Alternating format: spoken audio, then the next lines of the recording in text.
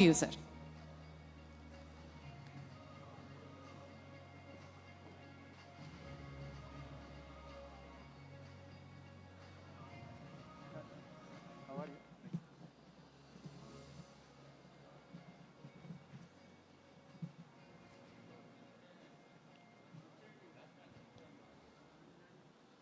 Thank you very much, sir. Thank you very much, Kishan Reddy garu and Ramchandra garu. Are you okay? Okay. Sir, ముందుగా మీ ఇద్దరికి congratulations. West Bengal ఎన్నికల్లో గెలవడం, 5 రాష్ట్రాల ఎన్నికల్లో విజయం సాధించారు. భారతీయ జనతా పార్టీ రాష్ట్ర అధ్యక్షుడిగా, కేంద్ర మంత్రిగా మీ ఇద్దరికి కంగ్రాచులేషన్స్. సో విజయం first of all west Bengal విజయం గురించి ఒక కామెంట్ చేయండి కిషన్ రెడ్డి గారు. అంటే ఏం చెప్తారు?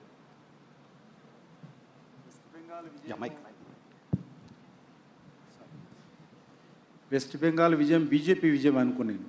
బీజేపీ విజయం అది బీజేపీ విజయం అనుకున్నాను.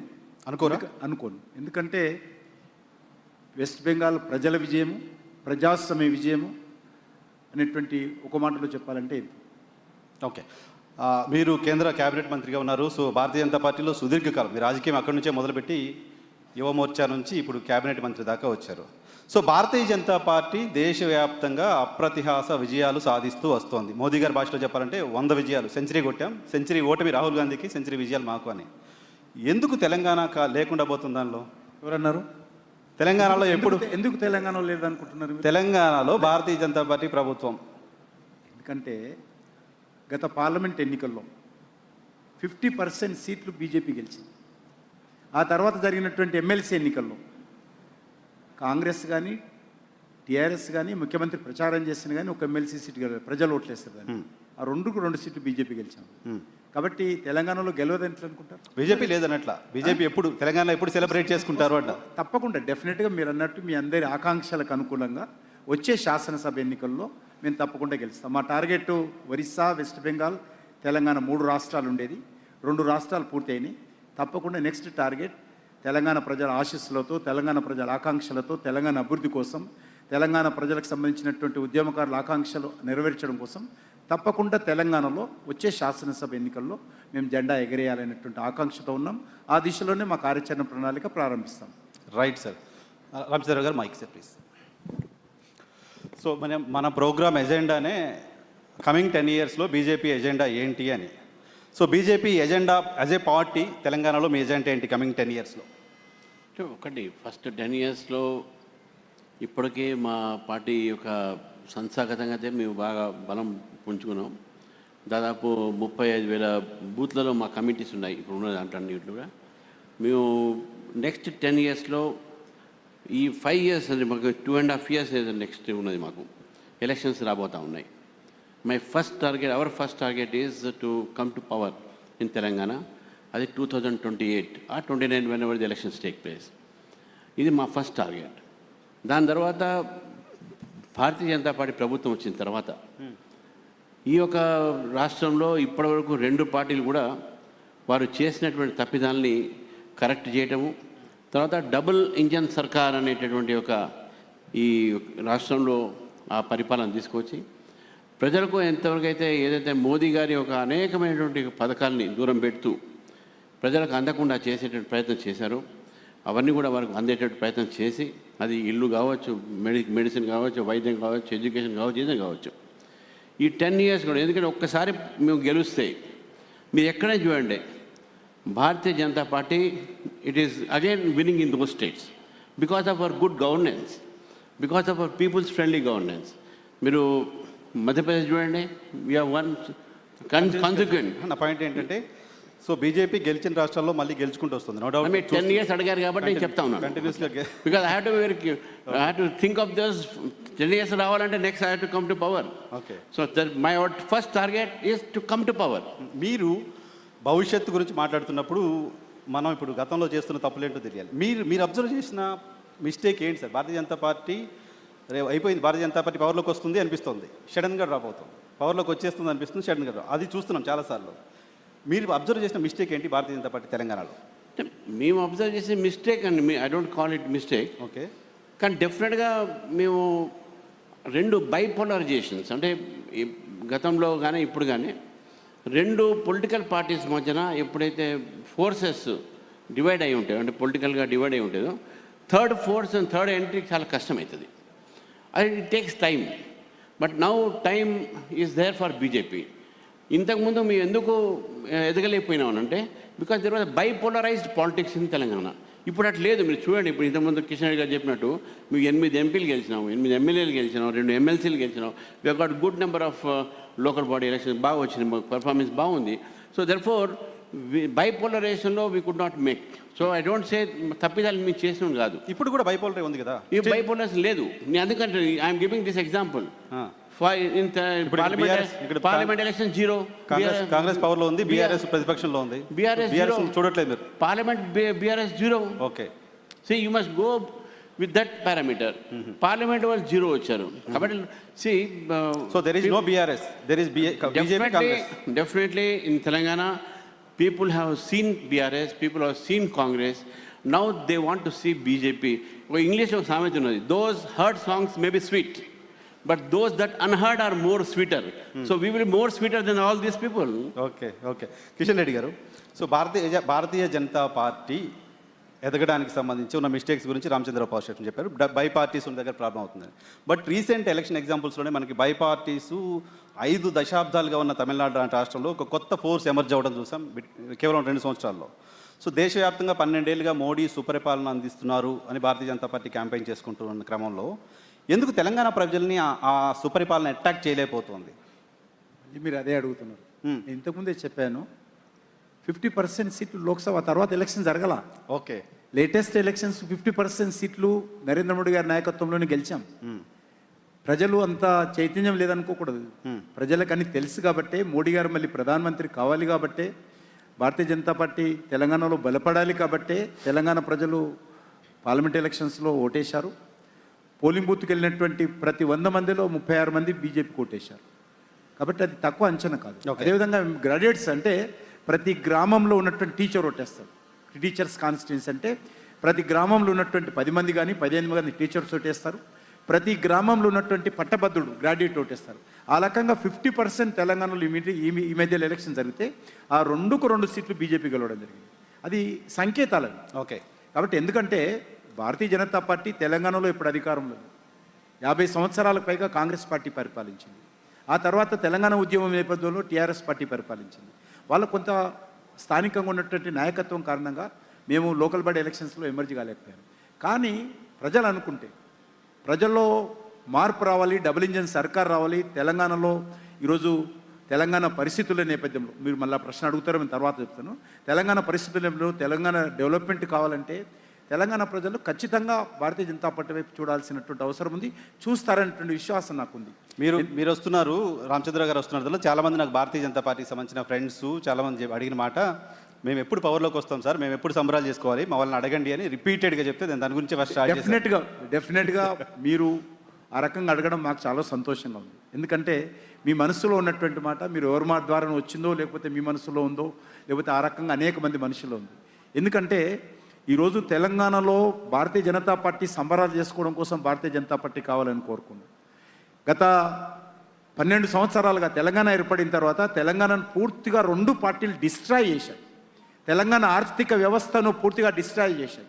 తెలంగాణకు సంబంధించినటువంటి మరి అన్ని రంగాలలో ఈరోజు పూర్తిగా గ్రామీణ ప్రాంతాల్లో రోడ్లు వేయలేనటువంటి పరిస్థితి, స్కూళ్ళు ఉంటే రిపేరింగ్ చేయలేనటువంటి పరిస్థితి, వెల్ఫేర్ యాక్టివిటీ చేయలేనటువంటి పరిస్థితి. ఈరోజు అప్పులు చెల్లించాలంటే మళ్ళీ అప్పులు తీసుకురావాల్సిన పరిస్థితి, వడ్డీ కట్టాలంటే అప్పులు తేవాల్సిన పరిస్థితి, ఈవెన్ కేంద్ర ప్రభుత్వ పథకాలు అమలు చేయాలంటే మళ్ళీ దాన్ని కూడా అప్పులు చేసి కేంద్ర ప్రభుత్వ పథకాలకు 40% 30% వాళ్ళు స్టేట్ గవర్నమెంట్ ఇవ్వాలి. కాబట్టి అది కూడా అప్పులు చేసి ఈరోజు కేంద్ర ప్రభుత్వానికి సంబంధించినటువంటి పథకాలు అమలు చేస్తూ ఉన్నారు. ఈరోజు తెలంగాణ ఏర్పడినప్పుడు 2014లో మిగులు బడ్జెట్తో ఉన్నటువంటి తెలంగాణ ఈరోజు సుమారు 11-12 లక్షల కోట్ల రూపాయలు 12 లక్షల కోట్ల రూపాయలు ఈరోజు తెలంగాణ అప్పు ఏర్పడింది. ఓకే, ఎక్కడ ఉన్నటువంటి మిగులు రాష్ట్రం ఏ రకంగా ఉంది, ఈరోజు రాష్ట్రం పూర్తిగా భవిష్యత్తు ఏ రకంగా ఉండబోతుంది అంటే ఆర్థిక సంక్షోభంలో ఉంటుంది. ఇలాంటి రాష్ట్రం ఈరోజు కాంగ్రెస్ పార్టీ బీఆర్ఎస్ పార్టీ నేతృత్వంలో ఈ రకంగా దిగజారినటువంటి రాష్ట్రం బాగుపడాలంటే మరి దీనికి చేయూతనిచ్చి అందించి పైకి తీసుకురావాలంటే అవినీతి రహితమైనటువంటి కేంద్ర ప్రభుత్వ సహకారం ఉండేటువంటి మంచి నాయకత్వం కలిగినటువంటి ప్రభుత్వం రావాల్సినటువంటి అవసరం ఉన్నది. సో రెండేళ్ల కాంగ్రెస్ 2.5 ఏళ్ళు ఆల్మోస్ట్ కాంగ్రెస్ పార్టీ రూల్ చేస్తోంది. ఈ 2.5 ఏళ్ల కాంగ్రెస్ పార్టీ రూల్ పైన ఒక కమెంట్ చేయండి. అంటే ఏ మాత్రం ఏదైతే 2 విషయాలు చెప్పారు, ఒకటి మార్పు తీసుకొస్తాను నేను అని, నెంబర్ 1. నెంబర్ 2, మేము ఇచ్చినటువంటి అనేక రకాల హామీలు అమలు చేస్తామని ప్రధానంగా 2 హామీలు. ఏ ఒక్కటి కూడా ఏ మార్పు రాలా. కేసీఆర్ పై రేవంతుడు వచ్చిండు, అప్పుడు ఆయన రకంగా మాట్లాడాడు, ఈయన రకంగా మాట్లాడు. ఆయన పాయింట్లో ఈయన తొండలు వెళ్తాడు, ఈయన పాయింట్లో ఆయన విడిపి కొడతాడు, అంతే పాడింది తప్ప ఏ మార్పు రాలా.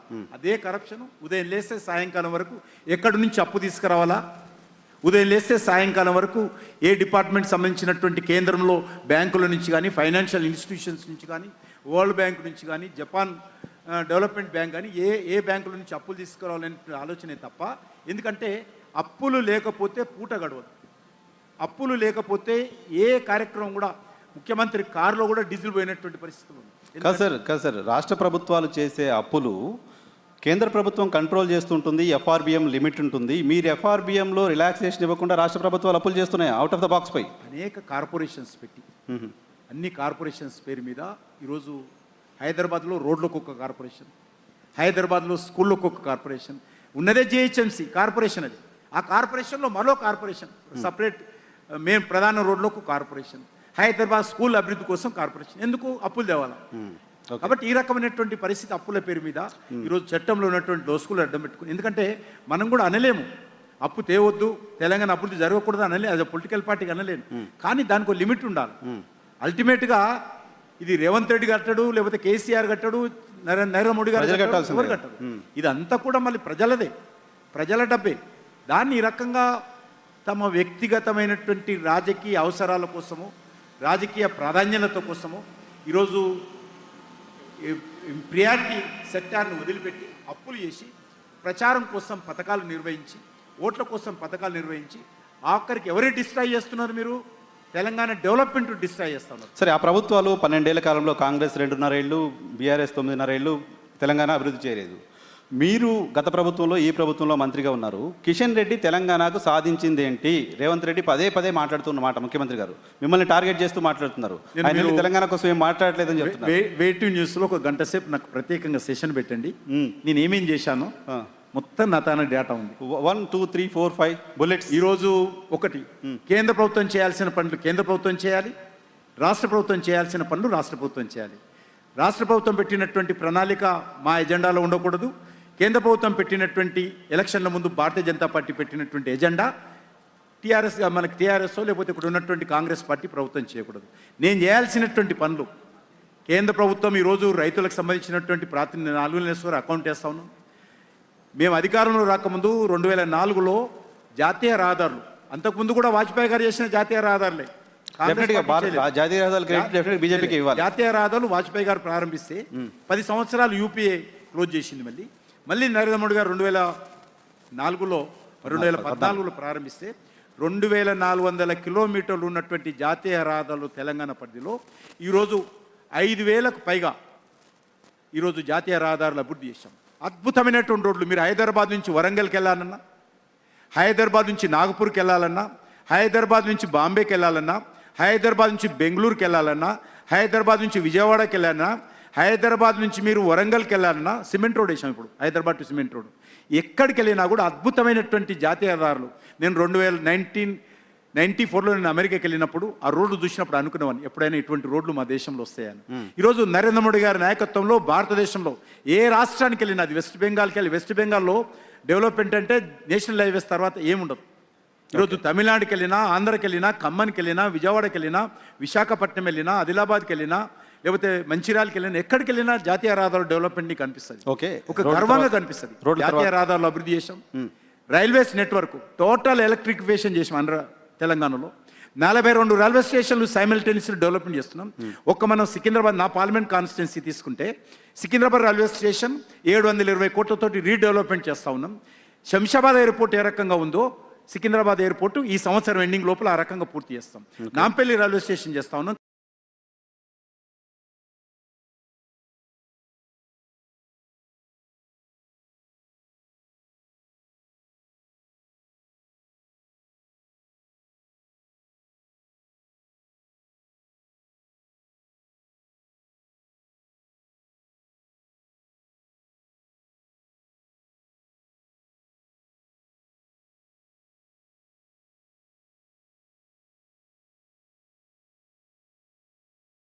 హాస్పిటల్ కంటే లేకపోతే ఉస్మానియా హాస్పిటల్ కంటే ఓపీ పేషెంట్స్ ఎక్కువ ఉంటారు. ఓకే.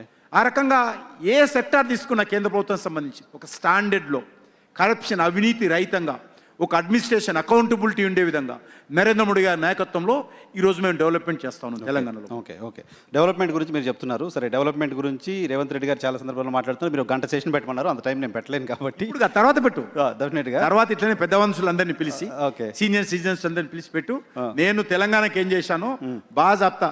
ఈరోజు ఇంకొకటి మీరు తెలంగాణకు చేశారని చెప్తున్నారు ఆయన. మీరు ఏం చేశారంట అంటే, ఇక్కడ బీఆర్ఎస్ ప్రభుత్వంలో జరిగిన అవినీతి పైన మేము కొన్ని విచారణలు వేసి కేంద్ర ప్రభుత్వానికి రాస్తే ఆ విచారణ జరగకుండా కిషన్ రెడ్డి ఆపుతున్నారు. ఇది అలిగేషన్ కూడా ముఖ్యమంత్రి గారు చేస్తున్నారు. ఒకటి నేను అనేది, యుద్ధం చేయమని కత్తి వణికిస్తే ఇంకోడు ఈ కత్తిలో ఉన్న యుద్ధం చేయమంటాడు. తెలంగాణ ప్రజలు నిన్ను ముఖ్యమంత్రి చేశారు, తెలంగాణ ప్రజలు మీకు అధికారం ఇచ్చారు. మీరు అవినీతి మీద కరప్షన్ చేసేటువంటి సత్తా శక్తి తెలంగాణ పోలీసులకు తెలంగాణ గవర్నమెంట్కు లేదని ఒప్పుకుంటున్నారా? నెంబర్ 1. మీరు ఎందుకు చేయడం లేదు?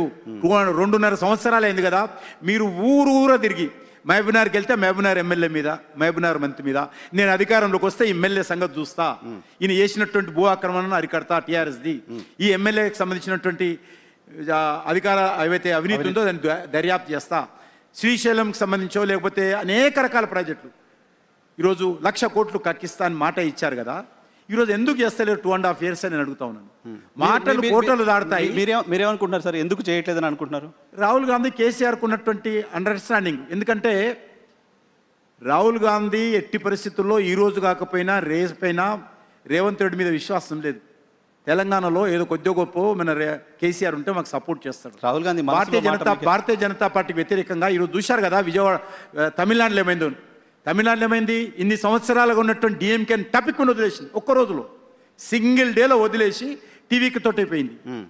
రేపు కూడా ఏదైనా మంచి అయినా చెడైనా అన్ని రాష్ట్రాల్లో ఆయన చూసుకుంటున్నాడు. ఇలాంటి ఎవరైనా శక్తులు వ్యక్తులు ఎంబడి ఉంటారు, అందులో ఆయన లిస్ట్లో కేసీఆర్ ఉన్నాడు. కాబట్టే రేవంత్ రెడ్డి ఏం చేయలేకపోతున్నాడు. నిస్సాయమైనటువంటి పరిస్థితుల్లో, ఏం చేయలేనటువంటి పరిస్థితుల్లో భారతీయ జనతా పార్టీ మీద, కిషన్ రెడ్డి మీద రాళ్ళేస్తున్నాడు. సో ఇంట్రెస్టింగ్గా ఉంది. సో రాహుల్ గాంధీ మనసులో కేసీఆర్ ఉన్నాడు కాబట్టి రేవంత్ రెడ్డి కాస్త డిస్కంఫర్ట్. మీరు కాదని చెప్పండి. మీరు తమిళనాడు ఉదాహరణ చెప్పిన మీకు కాదు, నేను 50 సంవత్సరాలుగా డిఎంకేతో కలిసినటువంటి రాహుల్ గాంధీ ఒకే ఒక రోజులో అలాంటి డిఎంకే కాంగ్రెస్ పార్టీ కష్టకాలంలో ఉన్నప్పుడు, ఇబ్బందుల్లో ఉన్నప్పుడు 2 సీట్లు 3 సీట్లు 5 సీట్లు డిఎంకేతో పొత్తు పెట్టుకుని కాంగ్రెస్ గెలిచింది. ఒక్క సీటు కూడా తమిళనాడులో కాంగ్రెస్ గెలవలేదు. అసెంబ్లీలో, పార్లమెంటులో అన్ని రకాలుగా కాంగ్రెస్ పార్టీ ఎజెండాను డిఎంకే మోసింది. అలాంటిది ఒకటే రోజులో వదిలేసిపోయాడు. కాబట్టి తెలంగాణలో కూడా రేపో అది రైట్.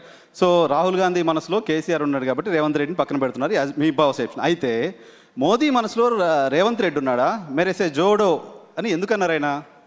అంటే డెవలప్మెంట్ విషయంలో ఆయన చాలా స్పష్టంగా, అది ఏ ప్రభుత్వం అయినా సరే, స్టాలిన్ ఉన్నప్పుడు కూడా స్టాలిన్ తోటి కలిసి పనిచేసాం.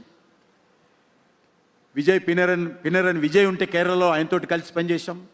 ఈరోజు తమిళనాడులో కాంగ్రెస్ పార్టీ ఉంటే కాంగ్రెస్ పార్టీతో కలిసి పనిచేస్తూ ఉన్నాం. ఈరోజు తెలంగాణలో రేవంత్ రెడ్డి ఉంటే కాంగ్రెస్ పార్టీ ఉంటే రేవంత్ రెడ్డి కలిసి పనిచేస్తాం. మోడీ గారి దృష్టిలో 2047లో ఒక డెవలప్డ్ ఇండియా ఎమర్జీ కావాలి, ఒక అభివృద్ధి చెందిన భారతదేశం కావాలి. సార్ అంత ఫార్మల్గా అనలేదు సార్ ఆయన. మోదీ గారు అంత ఫార్మల్గా అనలేదు. అని పాజ్ ఇచ్చి నాతో నడువు అని సర్కాస్టిక్ గా అన్నారు. సంథింగ్ ఫిషీ అనిపించింది. అంతే కదా. కాంగ్రెస్ పార్టీ ముఖ్యమంత్రి తోటి నువ్వు అనవసరంగా రాజకీయాలు చేయకు, కలిసి డెవలప్మెంట్ దృష్టి పెట్టు. నువ్వు ఇప్పుడే అంతకుముందు ఏమన్నాడైనా, మీరు గుజరాత్ ముఖ్యమంత్రిగా ఉన్నప్పుడు గుజరాత్ రాష్ట్ర అభివృద్ధి కోసం మా మన్మోహన్ సింగ్ గారు ఏ రకంగా అయితే మీకు సహకారం అందించారో, ఈరోజు తెలంగాణలో నేను ముఖ్యమంత్రిగా ఉన్నప్పుడు మీరు ప్రధానమంత్రిగా మన్మోహన్ సింగ్ గారు చేసినట్టు నాకు చేయాలన్నాడు. అప్పుడు ఓ మాట అన్నాడు, నేను మన్మోహన్ సింగ్ చేసినట్టు గుజరాత్కి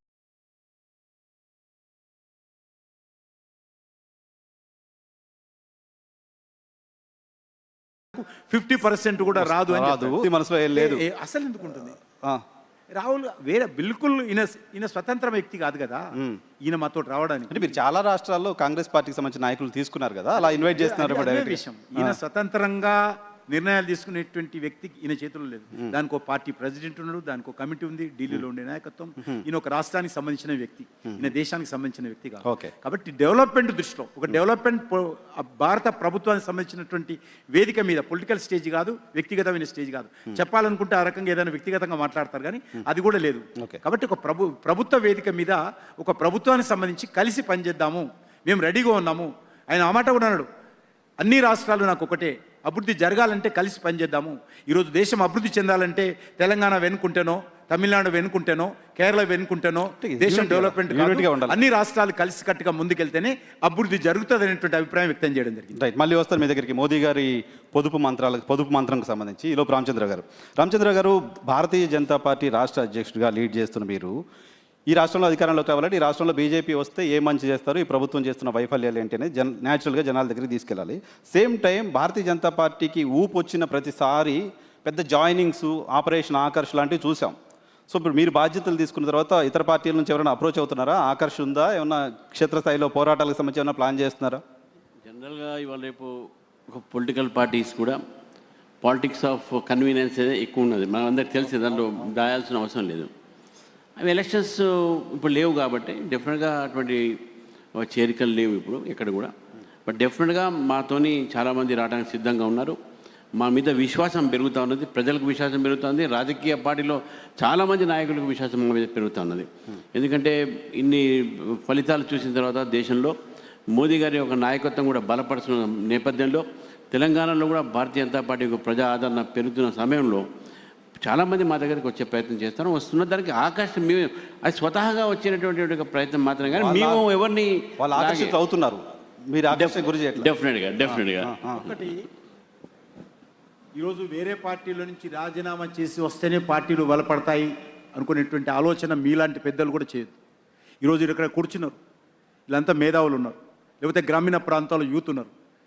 ఆ రకంగా వాళ్ళు చేరాలి తప్ప ఒక రాజకీయ పార్టీలో నుంచి చేరితేనే వాళ్ళే మునగాళ్ళు, వాళ్ళే ప్రజానాయకులు, వాళ్ళే ప్రజాభిమాన నాయకులు, వాళ్ళు ఆ పార్టీలకు రాజీనామా చేసి బీజేపీలో చేరితేనే లేకపోతే ఇంకో పార్టీలో చేరితేనే పార్టీలు బలపడతాయి అనుకుంటే తప్ప, నా అభిప్రాయం, వ్యక్తిగత అభిప్రాయం. కాబట్టి మీలాంటి మేధావులు రావాలా, అది చేరుతుందా లేదా చూడు. ఇప్పుడు నా పార్టీ బీజేపీలో తెలంగాణలో ప్రతిరోజు ఏదో ఒక గ్రామం నుంచో ఏదో ఒక టౌన్ నుంచో మా అధ్యక్షుల వారి నేతృత్వంలో యూత్ చేరుతూనే ఉంటారు. ఓకే, అది కోరుకోవాలి మనం. ఓకే, రాజకీయ పార్టీలు ఎమ్మెల్యేలు ఎంపీలు రాజీనామా చేసి అక్కడ మోసం చేసి వెన్నుపోటు పొడిచి బీజేపీలో ఎడితేనే ఏ పార్టీ అయినా సరే బలపడతాది అనుకోవడం మంచిది కాదని నా అభిప్రాయం. సార్, ఇప్పటిదాకా చేరిన వాళ్ళంతా అట్లా చేరినట్టేనా? వేరే పార్టీ నుంచి మీ పార్టీలో చేరిన ఎమ్మెల్యేలో ఎంపీలో ఒక్కటే కాదు అంటూ నేను. ఓకే, అదొక్కటే అన్న పాయింట్ ఏంటంటే మీరు అన్నారు ఎవరు అందుకే అన్నాను ఆకర్షణ మేము పెట్టట్లేదు, వాళ్ళు ఆకర్షించి చాలా మంది వస్తున్నారు. వారి పాయింట్ ఏంటంటే ఈరోజు కూడా రోజు మా ఆఫీస్ చూస్తే సినిమా యాక్టర్స్ కానీ యూత్ కానీ డాక్టర్స్ లాయర్స్ చాలామంది జాయిన్ అవుతారు. ప్రతిరోజు మా ఆఫీస్ జాయినింగ్ ఉంటుంది, మీ మీడియా మనకు చెప్తుంటారు. అయితే ఈ జాయినింగ్స్ పొలిటికల్ పార్టీ నుంచి రావడం ఎందుకు, ప్రజల్లో నుంచే మేధావుల నుంచే రావాలి కదా, వాళ్ళు పార్టీలో చేరండి అని చెప్పి మేము పిలుపునిస్తున్నాం. నేను ఫస్ట్ అధ్యక్షుడు కాగానే నేను పిలిపించినాను, youth and women should join BJP in large numbers అని చెప్పినాం. ఈరోజు మీ 33% రిజర్వేషన్ సిద్ధంగా ఉన్నాం. మా ఉమెన్ రాండే మా దగ్గరికి, we are going to give your political right for you all. Okay. So Bharatiya Janata పార్టీని రాష్ట్రంలో పొత్తులు బలహీనం చేశాయా? పొత్తుల వల్ల బలపడలేకపోయామని ఏమని అనుకుంటున్నారా? ఇప్పుడు ప్రతి ఒక్క పొలిటికల్ సిచ్యువేషన్లో ఒక్కొక్క నిర్ణయాలు ఉంటూనే ఉంటాయి. ఒక నిర్ణయం అయిపోయిన తర్వాత తప్ప ఒప్ప కదా, పార్టీ నిర్ణయం అనేది ఎప్పుడు ఏ నిర్ణయం తీసుకున్నా కూడా సమిష్టిగా తీసుకుంటుంది. కాబట్టి మేము తప్పు చేసామని మీరు తప్పకుండా చేయం. మనం బలహీన పడింది కూడా అనం నువ్వు. ఇప్పుడు మాకు ప్రజలు మాత్రం ఉన్నారు, ఇప్పుడు మాకు పొత్తులు అవసరం లేదు, మేము ఒంటరిగా ముందుకు పోతాము. డెఫినెట్గా మా బలం పెరిగింది. ఇప్పుడు గతంలో ఏమైంది, ఏం పొత్తులు చేసుకున్నది వేరే మాట. అప్పుడు ఉన్నటువంటి పరిస్థితిలో రాజకీయమైనటువంటి నిర్ణయం మేము తీసుకున్నాం. అంతేగాని ఇప్పుడు ఉన్నటువంటి పరిస్థితిలో మా నిర్ణయం మాత్రం ఒంటరిగా పోటీ చేస్తాం, ఒంటరిగానే మేము అధికారంలో వస్తామని చెప్పి ఆ నమ్మకం మాకు కుదిరింది.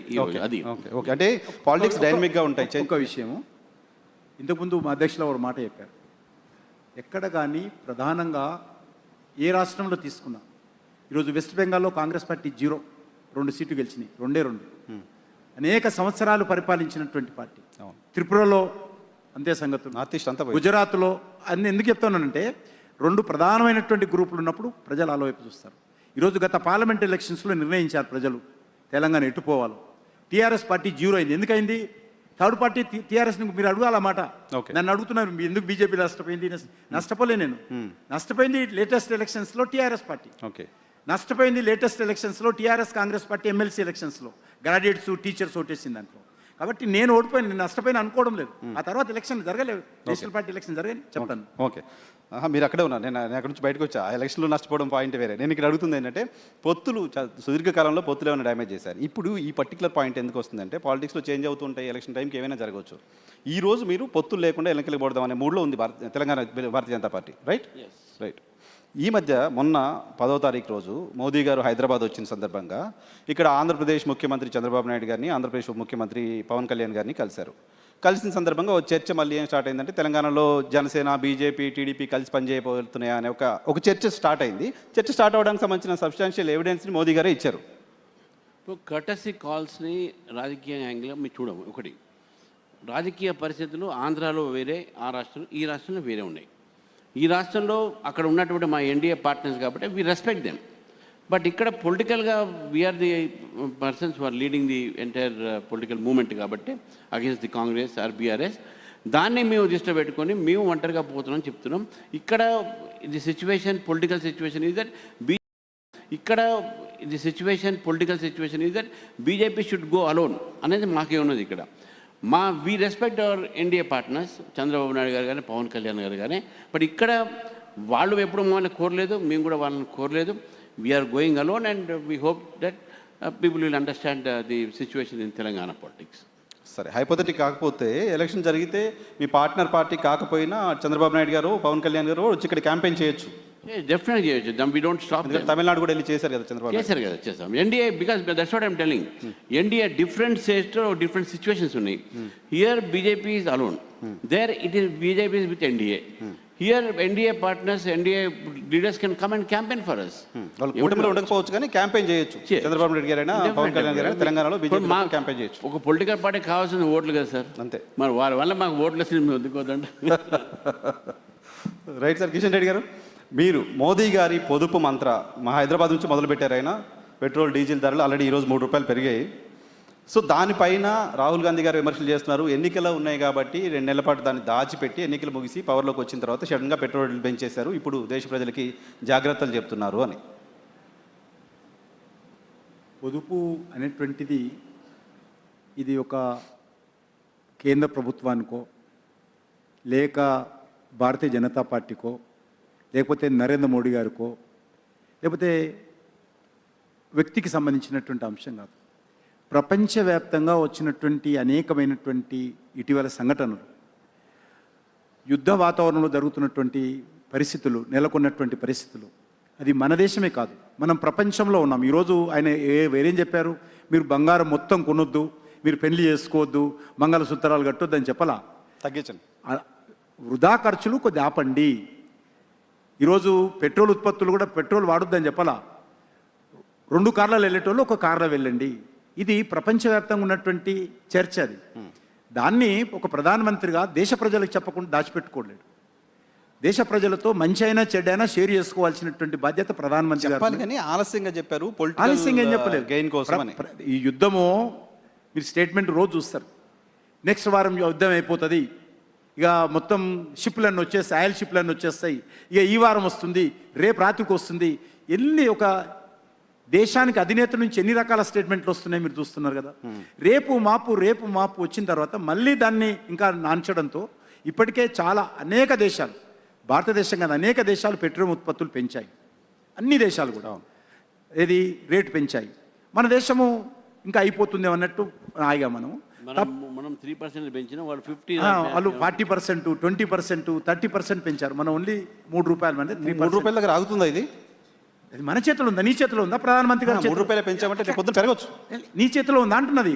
అది మనం తయారు చేయలేం కదా. ఇక్కడ భారతదేశ భూభాగంలో పుట్టదు అది. నరేంద్ర మోడీ గారు దేశంలో భారతదేశంలో తయారు కదా అది. నరేంద్ర మోడీ గారి చేతిలో లేదు అది, ఎవరి చేతుల్లో లేదు అది. మనము ఇతర దేశాల నుంచి 90% పెట్రోలియం ఉత్పత్తులు దిగుమతి చేసుకుంటున్నాం. ఆల్మోస్ట్ 95% ఆఫ్ గోల్డ్ దిగుమతి చేసుకుంటాం మనం. 95% ఆఫ్ యూరియా ఫెర్టిలైజర్ దిగుమతి చేసుకుంటాం. ఆ దేశాల మీద ఆధారపడింది. ఎందుకంటే ఆయన ఏమన్నారు, రూపాయి విలువ పడిపోతుందా మనమే అంటాం. రూపాయలు ఎందుకు పడిపోతుంది? విపరీతమైనటువంటి ఫారెన్ కరెన్సీ, లేకపోతే ఫారెన్ ఎక్స్చేంజ్, మనము విదేశీ మార్గదర్శనం చెల్లిస్తున్నాం. అందుకోసమే దేశ ఆర్థిక వ్యవస్థను దృష్టిలో పెట్టుకొని, మన దేశ భవిష్యత్తును దృష్టిలో పెట్టుకొని కొన్ని సలహాలు, ప్రజల సహకారం కోరడంలో ఒక ప్రధానమంత్రిగా ఆయన రెస్పాన్సిబిలిటీ. కాబట్టి అది అందరం కూడా పాజిటివ్గా తీసుకోవాలి. ఆయన ఎవరు బంగారం కొనొద్దు అన్నట్టు, బంగారం అమ్మకం నిషేధం చేసిన లేదు మీరంటలేను, మీరంటలేను, కొన్ని రాజకీయ పార్టీలు అంటున్నారు బంగారం షాపులన్నీ తాళం వేసినట్టు, పెట్రోల్ పంపులకు అన్నింటినీ తాళం వేసినట్టు మాట్లాడుతున్నాం. వాడుకోండి. మనం ఈరోజు కష్టాల్లో ఉన్నాము బికాజ్ మన దేశంలో ఇది ఉత్పత్తి కాదు, మన చేతుల పని కాదు, భారత ప్రభుత్వం చేతుల పని కాదు. ఇప్పటి కూడా మనము ధరలు పెంచకుండా అన్ని రకాలుగా చూస్తున్నాము. భవిష్యత్తులో ఇంకేదైనా కూడా అందరూ మనం సిద్ధంగా ఉండాలని ప్రజలను సిద్ధం చేసేటువంటి ప్రయత్నంలో మోడీ గారు హైదరాబాద్లో జరిగినటువంటి బహిరంగ సభలో ప్రజలకు అప్పీల్ చేశారు. ఈరోజు కష్టం వచ్చినా నష్టం వచ్చినా ప్రజలను సహకారం అందించాలని కోరుతున్నారు తప్ప ఇంకే వేరే విషయం చెప్పడం లేదు. వాస్తవ విషయాలు ప్రజల ముందు. ఉదాహరణకు ఈరోజు హైదరాబాద్లో మనం చూస్తే, నేను నా చేతిలో ఉంది, మనము 36% అంటే 35.20 వ్యాట్ మన దగ్గర ఉంది. అత్యధికమైనటువంటి పెట్రోల్ ఛార్జ్ ఏదైతే రేట్ ఉందో తెలంగాణలో ఉంది. ఢిల్లీలో చూసినా అంతటా తక్కువ ఉంది. ఏపీ తెలంగాణ ఎక్కువ ఉన్నాయి. ఏపీ తెలంగాణ ఎక్కువ ఉన్నది. ఏపీ కంటే ఎక్కువ ఉన్నాం మనం. కాబట్టి మొన్న ఈ యొక్క యుద్ధం సమయంలో కూడా మోడీ గారు పెట్రోల్ డీజిల్ మీద ధరలు తగ్గించాడు. మీరు క్యాబినెట్లో ఉన్నారు, నిజంగా యాక్చువల్ డిస్కషన్ ఏంటి సార్ క్యాబినెట్లో? బయటికి మాకు తెలిసేది కొంత, మీరు తెలంగాణ నుంచి రిప్రజెంట్ చేస్తున్న క్యాబినెట్లో ఉన్నారు. నిజంగా అంత ఆందోళనకరమైన పరిస్థితి ఉందా? కరోనా లాంటి పాండమిక్ లాంటి పరిస్థితులు రాబోతున్నాయనే భయం చాలామంది ఉంది. చాలామంది వింటున్నారు. మీరు రెస్పాన్సిబుల్ పర్సన్గా ఉన్నారు భారత ప్రభుత్వం తరపున. సో ఎటువంటి సిచ్యువేషన్ని వచ్చే నెల రోజుల తర్వాత కరోనా సిచ్యువేషన్ ఈజ్ డిఫరెంట్. అప్పుడు కూడా మరి సప్లై మీద ఇంపాక్ట్ పడ్డది, సప్లై మీద. ఇప్పుడు కూడా సప్లై మీద ఇంపాక్ట్ ఉంది. అందులో కొన్ని వస్తువులు ప్రపంచవ్యాప్తంగా సప్లై చైన్ దెబ్బతిన్నది. కాబట్టి మనము ఈ విషయం దృష్టి పెట్టుకొని చర్యలు తీసుకోవాల్సిన. ఇప్పుడు వాస్తవంగా దేశంలో పెట్రోల్ ఉత్పత్తులు కొరత లేదు, యాజ్ ఆఫ్ నౌ లేదు. గోల్డ్ కొరత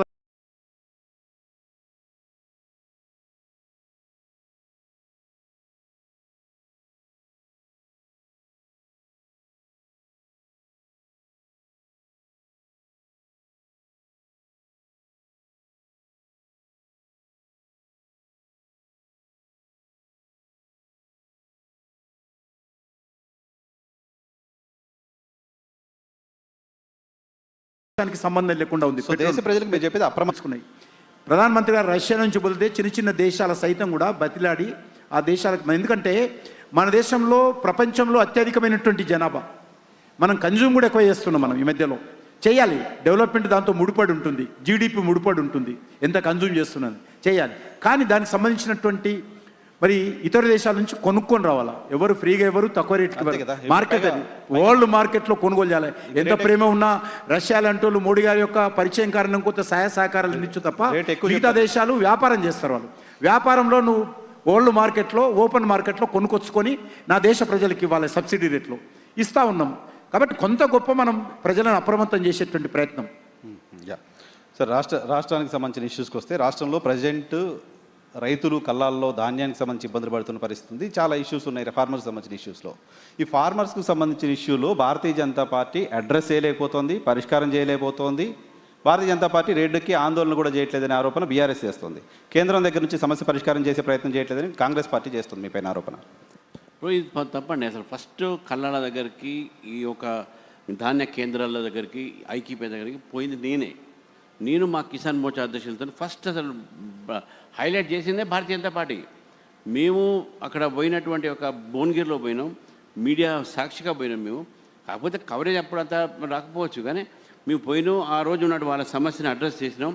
అక్కడ ఒక రైతు కూడా ఆత్మహత్య చేసే ప్రయత్నం చేశారు. ఆ రైతును కూడా మేము మా వాళ్ళకు పోయి కలవడం జరిగింది. అంతేకాకుండా మేము ఆదిలాబాద్ జిల్లాలో కూడా నేను పోయాను, ఖానాపూర్ అటు సైడ్ పోయానంటే ఇప్పుడు ఉన్న నిర్మల్ జిల్లాలో. అక్కడ కూడా ఉన్నటువంటి ఒక రైతును కలిసాము. అక్కడ మేజ్ ఫార్మర్స్, మా ఎంపీ గారు కూడా మాట్లాడారు మొక్క సంబంధించినటువంటి కలెక్టర్ గారితో.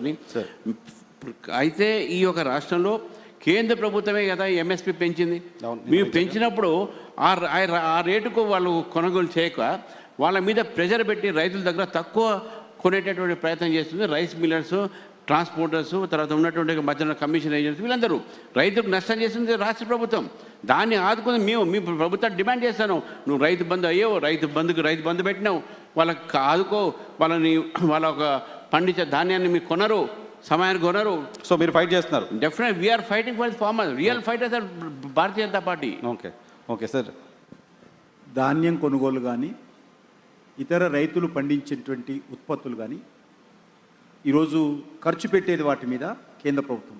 ఈరోజు ధాన్యం కొనుగోలు మీద కూడా ట్రాన్స్పోర్ట్ ఎక్స్పెండిచర్, బస్తా కట్టేటువంటి దారము, మరి బ్యాంకుకి సంబంధించినటువంటి ఇంట్రెస్ట్ అంతా కేంద్ర ప్రభుత్వం ఇస్తుంది.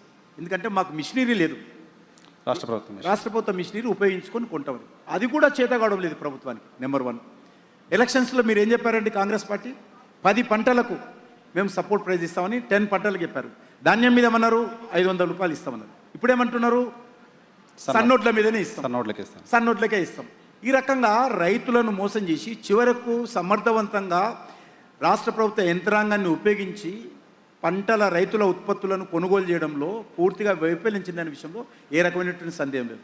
ఇప్పటి కూడా అన్ని మొన్న క్యాబినెట్లో మేము ప్రకటించాం, నిన్న పేపర్ వచ్చింది. ప్రతి సంవత్సరం 1300 ఉన్నటువంటి ధాన్యం రేటు ఈరోజు 2400కి వెళ్ళింది. స్వాతంత్రం వచ్చినప్పటి నుంచి నరేంద్ర మోడీ గారు ప్రధానమంత్రి అయ్యేంత వరకు 1300 రూపాయలు ఉండేది ధాన్యం ధర. ఈరోజు ఈ 10 సంవత్సరాల్లో అది సుమారు 2400-2500కి చేరింది. అది అంత పెంచాం, ఎందుకంటే మొత్తం కూడా పెంచలేం.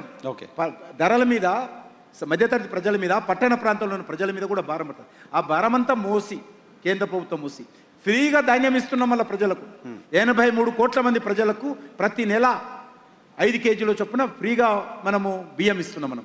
కాబట్టి కేంద్ర ప్రభుత్వం ఇన్ని రకాలుగా చర్యలు తీసుకుంటున్నప్పుడు కొనుగోలు చేసి మాకు ఇవ్వడానికి వీళ్ళకి ఇబ్బంది అవుతుంది, కష్టమైంది అడుగుతున్నాం, వీళ్ళకి నొప్పేందని అడుగుతుంది. ఒక కమెంట్, రేవంత్ రెడ్డి గారు మీరు చాలా సీరియస్గా మాట్లాడుతున్నారు సార్, ఎప్పుడు సీరియస్గానే కనపడతారు. ఒకసారి నవ్వుతారా లేకపోతే దానికి ఎలా ఆన్సర్ చేస్తారు చూడండి. రేవంత్ రెడ్డి గారు మిమ్మల్ని ఒక కామెంట్ చేశారు, కల్వకుంట్ల కిషన్ రెడ్డి అని. ఆయన మీ ఫేస్లో నవ్వు చూడాలనుకున్నాను. లేదు, నేను అది నవ్వడం తప్ప ఇక ఉండదు. ఎందుకంటే మేము ఏ రోజు కూడా టీఆర్ఎస్తో కలవలేము. మా పార్టీ, నేను ఏ రోజు కూడా కేసీఆర్ని ఇంతవరకు అసెంబ్లీలో కలిశాను. నేను ఆయనకు సంబంధాలు ఉండవు. ఆయన ఆ రకంగా అలా బిడ్డతోటి సంబంధాలు నాతో ఎందుకుంటే ఇప్పుడే చెప్పింది కదా ఇప్పటిదాకా. అవును, 10 సంవత్సరాలు ఏం బీకిరని అడుగుతుంది ఆమె. అంటే ఇదే భాష, సేమ్ లాంగ్వేజ్ నేను ఉపయోగిస్తుంది. అంటే కాంగ్రెస్ పార్టీయే కేసీఆర్తో సంబంధాలు పెట్టుకున్నది.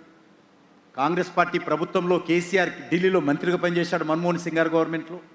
ఇక్కడ తెలంగాణలో ఉన్నటువంటి కాంగ్రెస్ పార్టీ ప్రభుత్వంలో హరీష్ రావు మంత్రిగా పనిచేశాడు. ఎన్నికల్లో పొత్తు పెట్టుకున్నారు, విడాకులు అయిపోయినాయి కదా. మేము ఎప్పుడు పెట్టుకోవాలి, అదే చెప్తున్నాను. ఈ రోజు వరకు కూడా మేము టీఆర్ఎస్ పోర్ట్ తోటి ఏ ఎలక్షన్స్లో కానీ ఏ పొత్తులో కానీ టీఆర్ఎస్లో కూడా కాదు, పర్టికులర్గా భారతీయ జనతా పార్టీలో కిషన్ రెడ్డి పర్టికులర్ కిషన్ రెడ్డి ఎందుకు పర్టికులర్ కిషన్ రెడ్డి? ఇప్పుడు నేను కేంద్ర మంత్రిని, క్యాబినెట్ మినిస్టర్ ఒక్కనే, ఆయన కౌంటర్ ఉన్నాను ఇక్కడ తెలంగాణలో క్యాబినెట్ మినిస్టర్ ఒక్కనున్నా కాబట్టి కౌంటర్ చేయడంలో అది నేను పెద్ద తప్పు పట్టడం లేదు రేవంత్ రెడ్డి. అంతేగాని కిషన్ రెడ్డి గారి పాప నోట్లో నాలుగు లేదు కాబట్టి అనొచ్చు అని అనట్లేదు. ఒకటి ఉంటారు అనుకో, నేను ఆ రకంగా వాళ్ళలాగా మాట్లాడాను, కండ్లు పీకు గోళీలు ఆడతా, పుట్ట పీకు పేగులు మెడలు వేసుకుంటా, రక్తం తాగుతా, నీ పాయింట్లలో బల్లు దూదులుతా అని అనలేను. ఆ రకంగా నా భాష నాకు రాదు, ఇప్పుడు మార్చుకోలేదు. నీ సంవత్సరాలుగా నేను నాకున్నటువంటి అభిమానులు, నాకున్నటువంటి ప్రజలు, వాళ్ళ ఆశీస్సులు నాకున్నాయి. నా లైన్ నేను మార్చుకోలేదు. మా పార్టీలో కూడా అంటారు, సార్ నువ్వు రేవంత్ రెడ్డి గారు మాట్లాడాలా, కేటీఆర్ లాగా మాట్లాడాలా, లేకపోతే మన కేసీఆర్ లాగా బూతులు తిట్టాలా. నేను ఇప్పుడు మార్చుకోలేను, ఎందుకు నన్ను అంటారు? అది భూతం కాదు, కల్వకుంట్ల కిషన్ రెడ్డి అనేది భూతం కాదు. అటువంటిది ఏదో సెటైర్ మీరు కూడా చేయలేదు. అదే పదం, అదే అగ్రెసివ్ నేచర్లో ఇది ఒక పదం, అంతే తప్ప దీంట్లో నేను వేరే అనుకోవడం లేదు. అదేమన్నా రేవంత్ రెడ్డి అనేక అగ్రెసివ్ మాటలలో ఇది ఒక మాట. అదేమన్నా డ్యామేజ్ చేస్తుందా సార్ మీకు రాజకీయంగా? నాకు ఏం లేదు, ప్రజలు నా గురించి తెలుసు. What is Kishan Reddy, everybody knows. నేను విద్యార్థిగా ఉన్నప్పుడు పార్టీ ఆఫీసుల నుండి చదువుకుంటూ వచ్చాను. నా తల్లి తండ్రి, నా శ్వాస, నా ఆఖరి శ్వాస వరకు కూడా నా పార్టీ, నా జెండనే. నాకు కేసీ తమ్ముళ్ళు వచ్చినా కూడా నాకు ఎవరి దగ్గర కాదు. నాకు అన్నిటికీ ముఖ్యం నా పార్టీ. పార్టీ కంటే మించి నా జీవితంలో నేను చివరి శ్వాస వరకు, నాకు అంత్యక్రియలు జరిగేంత వరకు కూడా నా పార్టీ నాకు ఉంటుంది. జెండాతోటే చనిపోతాను, జెండాతోటే అంత్యక్రియలకు వెళ్తాను. సూపర్. కానీ సార్ ఈ తెలంగాణలో ఈ ట్రయాంగిల్ ఫైట్లో మీరేమో కాంగ్రెస్ బీఆర్ఎస్ ఒకటి అంటారు, బీఆర్ఎస్ ఏమో బీజేపీ కాంగ్రెస్ ఒకటి అంటుంది. సో ఒక పార్టీ మిగతా రెండు పార్టీలు ఒకటి అని చెప్తూ వస్తుంది. అది మీకు ఎక్కువ డ్యామేజ్ చేస్తున్నట్టు అనిపిస్తుంది పర్టికులర్ భారతీయ జనతా పార్టీ. డెఫినెట్గా నోరు ఉన్నోళ్ళు కదా, మీలాంటి వాళ్ళు కూడా అలాగే ఇస్తారు ఛాన్స్. లేదు మీకు లే మీ వాళ్ళు మీలాంటి వాళ్ళు మీడియా కూడా తెలంగాణలో ఆ రకంగా మాట్లాడే వాళ్ళకి, పాయింట్లలో బల్లు వదులుతున్నటువంటి పార్టీ వ్యక్తులకు, పాయింట్ తిప్పి కొడతా ఉన్నటువంటి వాళ్ళకు బద్మాష్ అంటూ అదే రకంగా మైకులు ఇవ్వడం కాదు, ప్రజలు అధికారం కూడా ఇచ్చారు కదా. లే నేను అట్లా అంటలేను. ఆ రకంగా మాట్లాడుతున్నటువంటి వాళ్ళకే మీడియా అధికారం, మీడియా ఎక్కువ ఇస్తుంది. మంచిగా మాట్లాడితే ఎవరివ్వరు. ఈరోజు మనిషి కుక్కను గరిస్తే న్యూస్, కుక్క వచ్చి మనిషిని గరిస్తే న్యూస్ కాదు. ఈరోజు రాజకీయ రెండు పార్టీలు కూడా ఈ రకం అదే పరిస్థితి ఉన్నది. మనుషులు పోయి కుక్కను గరుస్తారు కాబట్టి అది న్యూస్. ఇప్పుడు కుక్కలు మనుషులు కలిస్తే న్యూస్ కాదు. ఆ రకంగా వార్తలు ప్రాధాన్యత వస్తుంది కాబట్టి మాలాంటి పార్టీలు కొద్దిగా వెనుకబడి ఉంటాయి. తప్పకుండా ఆ రకంగా న్యూస్లో కొద్దిగా వెనుకబడి ఉంటాయి. అటువంటి బ్యాచ్ని, అటువంటి నాయకత్వాన్ని మీరు తెచ్చుకోవాలా? వద్దు, అదే వద్దు. మీరు మారలేదు, ఆ రకంగా మేము వేటు న్యూస్ లాంటో లేకపోతే మిగతా ఛానల్ లాంటి యొక్క అభిమానం చురగొనేటువంటి ప్రయత్నం చేయాలి. మాకు ఆ రకమైనటువంటి నాయకులు అవసరం లేదు. ఓకే. రామచంద్ర గారు, తెలంగాణలో ఇప్పుడు ఈ కాంక్లేవ్ జరుగుతున్న సందర్భంగా ఈ ప్రశ్న అడగకపోతే జనరల్గా నేను విమర్శలు ఫేస్ చేయాల్సి వస్తుంది కాబట్టి ఈ ప్రశ్న అడుగుతున్నా. ఈరోజు మీ పార్టీకి సంబంధించిన కేంద్ర హోంశాఖ సహాయ మంత్రి బండి సంజయ్ గారి కుమారుడికి సంబంధించిన అంశం పైన చాలా పెద్ద చర్చ ఉంది. సరే, ఆ పిల్లోడి పేరు నేను ఇక్కడ తీసుకోదలుచుకోలేదు. సో ఆ ఇష్యూలో మీ పార్టీ ప్రాపర్గా రెస్పాండ్ అయ్యింది అని అనుకుంటున్నారా మీరు? రెస్పాండ్ కదా, ఇప్పుడు తప్పు చేసిన వాడికి రెస్పాండ్ ఎవరు కావాలంటే పోలీస్ ఇన్వెస్టిగేషన్. మేము దానికంటే అడ్డు పెట్టలే కదా. అది ఒక కుటుంబం. నేను మొన్నగా స్టేట్మెంట్ ఇచ్చాను, ఇది ఒక కుటుంబ విషయము. ఫాదర్ తప్పు చేస్తే ఎస్ మా పార్టీ మెంబర్ కాబట్టి మేము అడుగుతాము, చేస్తాము. ఆ ఇంట్లో ఏమన్నా పొరపాటు చేస్తే అది పోలీస్ ఇన్వెస్టిగేషన్ చేయాల్సి ఉంది, అది వాళ్ళు తేల్చాల్సి ఉంది కదా. అంతేగానే మేము దాంట్లో మాకేం రోల్ ఉంటుంది. And we have sympathise for the victims, no doubt. అటువంటి బయటే డెఫినెట్గా అది law should take its own course of action. And మా వ్యక్తి చేస్తే డెఫినెట్గా మేము మా వాళ్ళ మీద యాక్షన్ తీసుకుంటాం. మా వ్యక్తి చేయలేదు, మా వ్యక్తి కుటుంబం సబ్మిట్ చేసింది కాబట్టి let the law take its own course of action. Tone ఏమైనా డౌన్ చేసామా సార్? టోన్ చేసామా? ఇప్పుడు ఎవరో వేరే ఒక అమ్మాయికి జరిగి ఉంటే భారతీయ జనతా పార్టీ వెళ్ళి ఆందోళన చేయటం, ధర్నాలు చేయటం, న్యాయం చేయాలని గొడవ చేయటం ఇవన్నీ జరిగి ఉండేయేమో కదా. వై ఇక్కడ ఎందుకు లేవు అంటే? ఇప్పుడు కూడా మేము ఎవరైనా ఈ అమ్మాయికి మీద మేము మాట్లాడామా? లేదు. ఇప్పుడు ఐఎమ్ టెలింగ్ యూ కదా, if there is any truth in the entire episode let the justice be done. అది మేము అనేది. నీకు అడ్వకేట్ కదా, I know how it is face. And డెఫినెట్గా లా అండ్ ఆర్డర్ ప్రాబ్లం అంటే వీళ్ళు ఇంత మాట్లాడుతున్నారు బీఆర్ఎస్ పార్టీ వాళ్ళు ఈ అమ్మాయిల గురించి మాట్లాడుతున్నారు. వాళ్ళ టైంలో ఏమేమి మనం చూడలేదా? మనం ఎక్కడెక్కడ ఏమేమైనది ఇంటర్మీడియట్ ఎగ్జామ్స్ పొరపాటు చేస్తేనే వందలాది మంది విద్యార్థులు సూసైడ్ చేసుకుని దాంట్లో అమ్మాయిలు చాలామంది ఉన్నారు. ఇప్పుడు వీళ్ళ అమ్మాయిల గురించి మాట్లాడుతున్నారు. ఇది ఏమంటారంటే ఎస్ బీ రెస్పెక్ట్ ఉమెన్. ఆ రెస్పెక్ట్ ఉమెన్ అనేది మా కల్చర్లో ఉంది. అందుకే మోదీ గారు నారీ శక్తి వందన యాక్ట్ తీసుకొచ్చారు, 33% ఇస్తూ ఉన్నారు. వీళ్ళు ఒక వ్యక్తిగతమైనటువంటి కక్షతో ఈరోజు దీన్ని రాజకీయం చేస్తున్నారు కాబట్టి politicising a family matter. BRS party is doing politicising the issue. అందరికి కనబడతా ఉంది. ఫ్యామిలీ ఇష్యూ చేయకూడదని యాజ్ ఏ పార్టీ ఒక అమ్మాయి వచ్చి పోలీస్ స్టేషన్లో కంప్లైంట్ చేసినప్పుడు ఆ అమ్మాయికి న్యాయం చేయాలి ప్రభుత్వం. యాజ్ ఏ పార్టీ మీరు వెళ్ళి ఒక అమ్మాయికి ఒక సింపతి తెలపడమో కలవడమో మేము పవర్లో లేము కదండి. పవర్లో కాంగ్రెస్ విక్టిమ్ని పొలిటికల్ పార్టీస్ సపోర్ట్ చేయకూడదు, కలవకూడదు. నేను విక్టిమ్ గురించి అనట్లేదు. పోలీస్ దగ్గరికి కంప్లైంట్ వచ్చినప్పుడు are we stopping the police? Let them take action. మేము చెప్తున్నాం కదా, the culprits always should be brought to the book and law should take its own course of action. We will not interfere any legal process. We will not interfere in investigating process. మేము అంతవరకు మా తరఫు నుంచి we want to do justice. Okay. Bandi Sanjay గారు చెప్తున్నారు దీన్ని కొంతమంది రాజకీయం చేస్తున్నారు అని. మీరు నమ్ముతున్నారా? అది రాజకీయ కోణంలో జరుగుతున్నా కనబడుతుంది కదా. నేను ఏమంటున్నా అంటే జరిగిన దాన్ని రాజకీయంగా వాడుకోవడం వేరు, జరగడం వెనకే రాజకీయం ఉందా అనేది వేరు. జరిగిందా జరగలేదని నేనుగా చెప్పేది అది పోలీస్ చెప్పాలి. రాజకీయం ఎందుకు చెప్తున్నానంటే ఆ ఒక వ్యక్తిని అంటే ఒక మినిస్టర్ కొడుకుని you are not seeing it as a case. అమ్మాయికి జస్టిస్ ఎక్కడ మీరు అడగట్లే. You are trying to defame a family. Okay. ఆ పోస్టర్లు పెట్టి మెట్రో ట్రైన్లో పోయి చూసారా గీసా పెట్టి ఇది you are doing it as a vindictive. అంటే you are taking a revenge on something. అది కనబడతా ఉంది. ఎక్కడ కూడా ఈ యొక్క అమ్మాయికి న్యాయం చేయండి అని వాళ్ళు అన్నారా? ఎక్కడైనా అనలే. అనలేదు. So targeting Bandi Sanjay targeting is one hour minister and his family అది కనబడుతుంది. వీఆర్ ఫర్ జస్టిస్ జరగాలి. అది ఎవరైనా కానీ, నేను బండి సంజయ్ గారు కూడా సొంతంగా అన్నాడు, నా కొడుకైనా సరే తప్పు చేస్తే శిక్షించాల్సిందా ఆయన సొంతంగా అన్నాడు. సో రాజకీయం చేస్తున్న వాళ్ళ ఎజెండా అమ్మాయికి న్యాయం చేయడం కాదు, బండి సంజయ్ని డిఫేమ్ చేయడం. As per you. అమ్మాయికి న్యాయం చేయాలని మేము కూడా కోరుతాం సార్. వాళ్ళు కోరమని చెప్పండి. లేదు, వాళ్ళు కోరట్లేదు. వాళ్ళు కోరుతున్నది కేవలం బండి సంజయ్ని అటాక్ చేయాలి, బండి సంజయ్ ఫ్యామిలీ రోడ్డు మించాలి, లేకుంటే అన్ని పోస్టర్లు పెట్టాల్సిన అవసరం ఉంది. ఎన్ని లక్షల కోట్లు ఖర్చు అయితే మాకు తెలుసు కదా. మెట్రోలో తిరిగి ప్యాంప్లెట్ చేయడం ఎందుకు, ఇవన్నీ ఎందుకు చేస్తూ ఉన్నారు, ఎందుకు ఇంతమంది సోషల్ మీడియా వాడుతూ ఉన్నారు? అరే అమ్మాయి గురించి ఒక్క మాట మాట్లాడే దాంట్లో you are not speaking about it. So it is anyway it is very sensitive matter.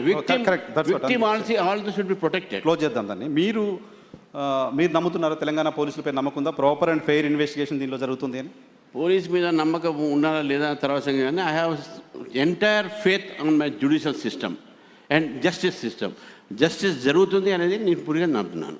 Right. Kishan Reddy గారు, రేవంత్ రెడ్డి గారికి ఏమైనా సలహా ఇస్తారా? మీరు పదే నా పైన విమర్శలు చేయడం కాదు, ఏం కావాలో నా దగ్గరికి రండి, నన్ను కలవండి, కలిసి వెళ్దాం, ఇటువంటి ఏమైనా సలహాలు సూచనలు ఏమైనా ఇస్తారా తెలంగాణ అభివృద్ధికి సంబంధించి? రేవంత్ రెడ్డి గారు అడిగినా అడగకపోయినా, రేవంత్ రెడ్డి గారు కలిసి వచ్చినా కలిసి రాకపోయినా, తెలంగాణ రాష్ట్రం భారతదేశంలో అంతర్భాగం. తెలంగాణకు రావాల్సినటువంటి ప్రతి రూపాయి మేము తీసుకొస్తాము. ఈ 12 సంవత్సరాలంటే 11 సంవత్సరాల లెక్క నా దగ్గర ఈ సంవత్సరం ఇంకా లెక్క రాలేదు. 11 సంవత్సరాలకు సంబంధించినటువంటి సుమారు 13 లక్షల కోట్ల రూపాయలు తెలంగాణ కోసం ఖర్చు పెట్టాము.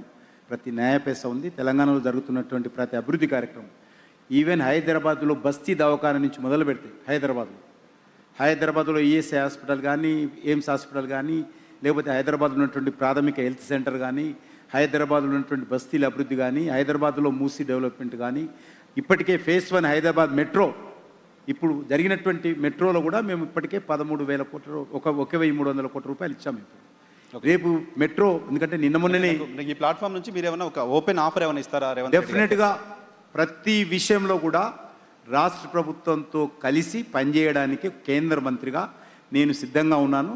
ఆయన అడిగినా అడగకపోయినా అడుగుతున్నాడు అనుకుంటా. అంతకుముందు అడుగుడు లేదు.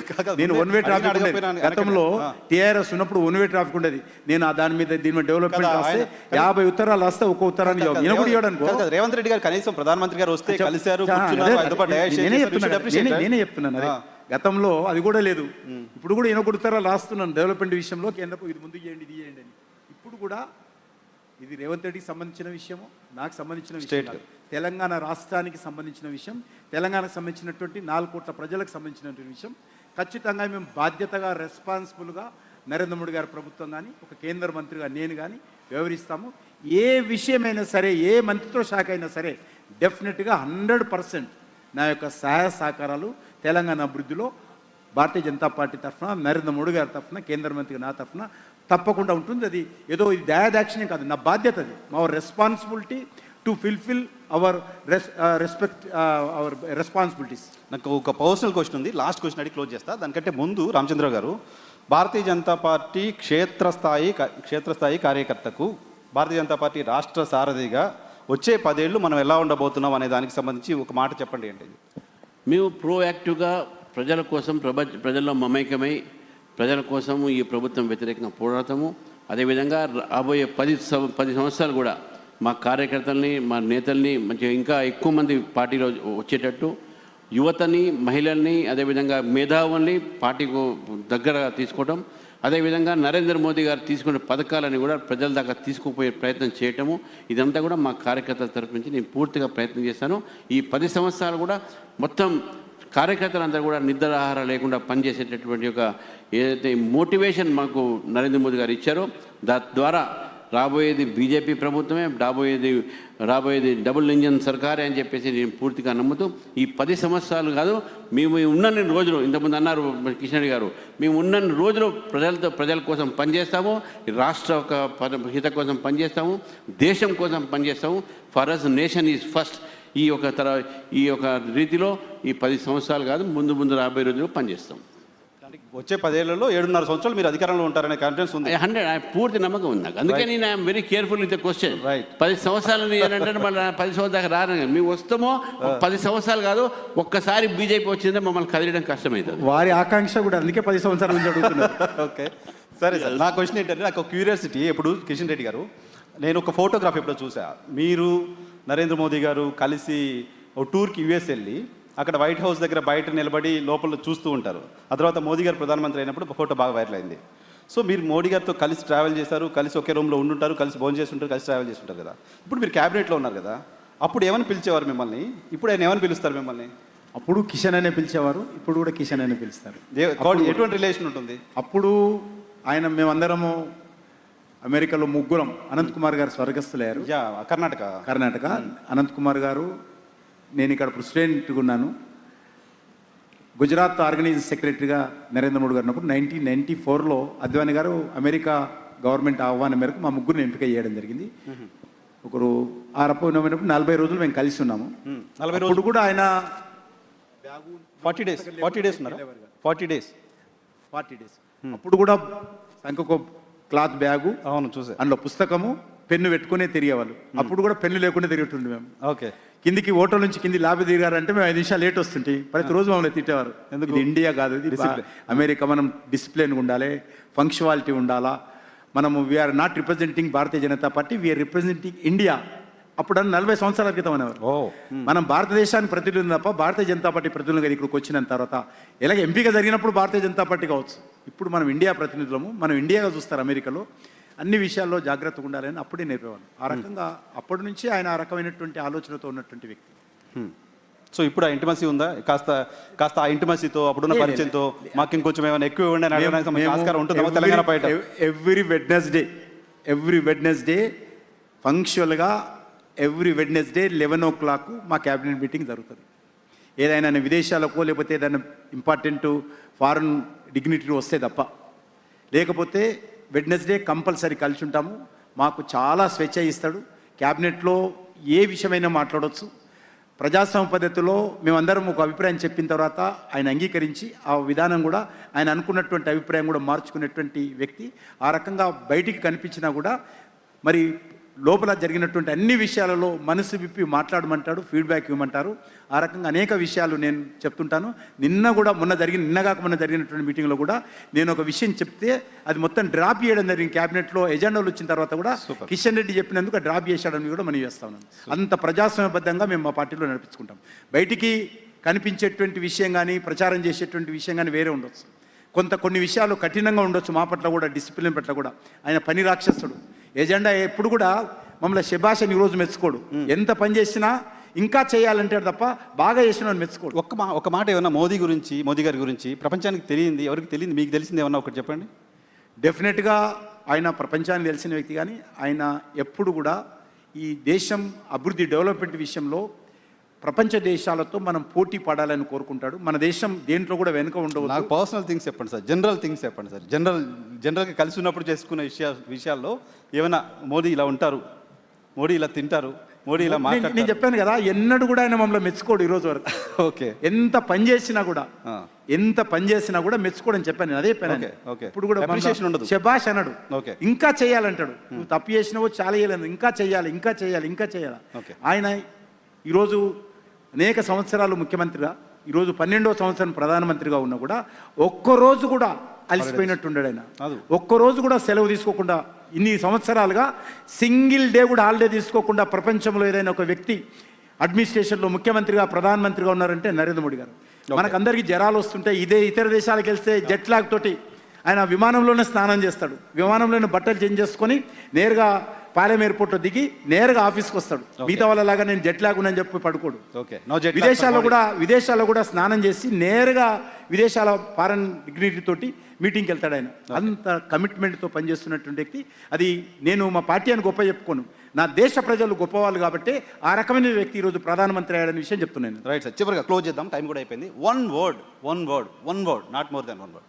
భారతీయ జనతా పార్టీకి ఎందుకు ఓట్లు వేయాలి తెలంగాణ ప్రజలు? One word. ఒకటే విషయం, చివరి విషయం చెప్తాను నేను. అవినీతి రహితమైనటువంటి ఈరోజు మరి డెవలప్మెంట్ ఓరియంటెడ్తో ఉన్నటువంటి ఖాళీ నినాదాలతో కాకుండా కన్స్ట్రక్టివ్గా డెవలప్మెంట్ నినాదంతో ఈరోజు ముందుకెళ్ళాలంటే ఈరోజు గ్రామాల్లో ప్రభుత్వ స్కూల్ రిపేరింగ్ చేయలేనటువంటి పరిస్థితి. సార్ నేను వన్ వర్డ్ అన్నాను సార్. ఒకటి చెప్తాను మరి, ఇది వన్ వర్డ్ కింద స్లోగన్ ఇవ్వండి అన్న. ఒక స్లోగన్ ఇవ్వండి అన్న. ఒకటి చెప్తాను. ఇటీవల కేంద్ర బడ్జెట్లో బీజేపీకి ఎందుకు వేయాలంటే తెలంగాణ మీద ఎంత కమిట్మెంట్ ఉందో. 7 సూపర్ ఫాస్ట్ బుల్లెట్ ట్రైన్లు, high speed railway elevated corridors declare చేస్తే 7, అందులో 3